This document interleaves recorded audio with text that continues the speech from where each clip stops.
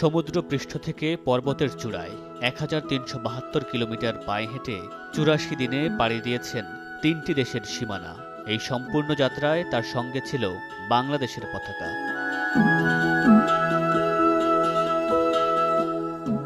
ইকরামুল হক শাকিলের Everest শিখরে আরোহণ এবং পতাকা প্রত্যর্পণ উপলক্ষে শুক্রবার সকালে রাজধানীর বিশ্ব সাহিত্য কেন্দ্রে এক সংবাদ সম্মেলনের আয়োজন করা হয়। সাগর থেকে শিখরে পৌঁছানোর এই যাত্রার কিছু ছবি আর গল্পের মাধ্যমে তিনি তুলে ধরেন কতটা কষ্টসাধ্য ছিল এই অভিযান। কিছু একটা যদি করতে পারি, সেটা যদি সবাই জানতে পারে যে হ্যাঁ এটা করেছি, তো তখন বোঝা যায় যে হ্যাঁ আমাদের পৃষ্ঠপোষকতা পেতে একটু সুবিধা হয় আর কি।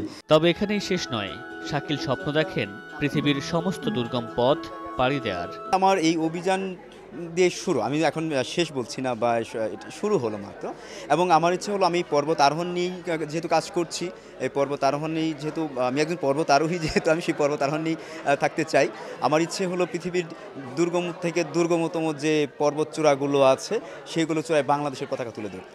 অনুষ্ঠানে আগত অতিথিরা বলেন, যে তরুণরা পর্বত আরোহণের স্বপ্ন দেখেন তাদের জন্য অনুপ্রেরণা হয়ে থাকবে শাকিলের এই গল্প। এবং আমাদের দেশে যে জনসংখ্যা, তাতে আরো অনেক অনেক মানুষের এভারেস্টে যাওয়া উচিত, কেমন? এবং আশা করি যাবে।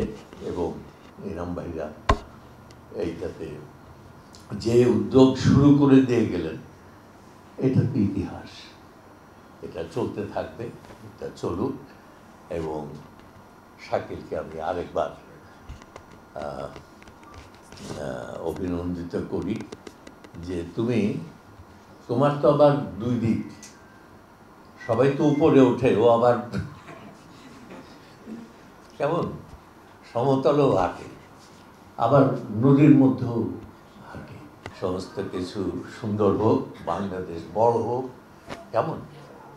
আমরা অনেক বড় কিছু করব, আজকে ঠিক আজকেই যে করবো তা না, কিন্তু আমরা করতে থাকবো। Everest journey always is so difficult, one of the greatest adventure in the world today. So সেটা উনি সাকসেসফুলি অ্যাচিভ করেছেন। সো আমি আশা করব আগামী দিনেও উনি আরো বিভিন্ন কঠিন অসম্ভবকে সম্ভব করবেন বাংলাদেশের পক্ষ থেকে। শিখরে যেরকম উঠেছেন, হয়তো পাতালেও ডুব দেবেন। হ্যাঁ, উনি বলছিলেন উনি সাঁতার জানেন না, আরো অনেক কিছু করবেন। শাকিল ভাই, আপনি অভিযান প্রেমীদের জন্য এবং আমাদের সকলের জন্য একজন আসল অনুপ্রেরণা। নেপাল এবং বাংলাদেশকে আরো সংযুক্ত করার জন্য আপনার ভালো কাজ চালিয়ে যান। আপনাদের সকলকে অনেক অনেক ধন্যবাদ। Thank you so much. অর্থনৈতিক বাধা পেরিয়ে শাকিল যেভাবে পৌঁছে গেল শিখর চূড়ায়, তা আবারও প্রমাণ করল মনের শক্তিতে পেরিয়ে যাওয়া যায় দীর্ঘ বাধার সীমানা। মামুনুর রশীদ পনেল, সময় সংবাদ, ঢাকা।